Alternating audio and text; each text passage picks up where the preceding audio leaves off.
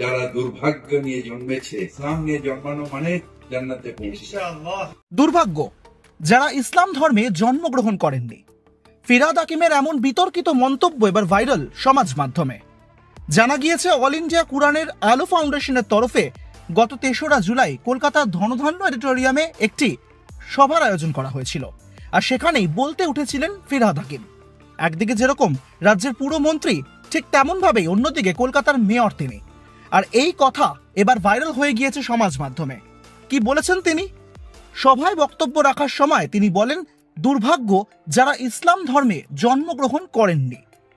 ফিরহাদ হাকিমের এমন মন্তব্য এবার রীতিমতন বিতর্কিত হয়ে উঠেছে বলেই মনে করছেন রাজনৈতিক মহলের একাংশ। আর এই প্রসঙ্গকে পাল্টা কটাক্ষ করে এবার নিজের এক্স হ্যান্ডেলেও লিখেছেন অমিত মালব্য। সমাজ মাধ্যমে ভাইরাল হওয়া ভিডিও এখন তোলপাড় ফেলেছে রাজ্য রাজনীতিতেও। যদিও বিভিন্ন জায়গাতে এই সমাজ মাধ্যমে এই ভিডিওকে ঘুরতে দেখা যাচ্ছে।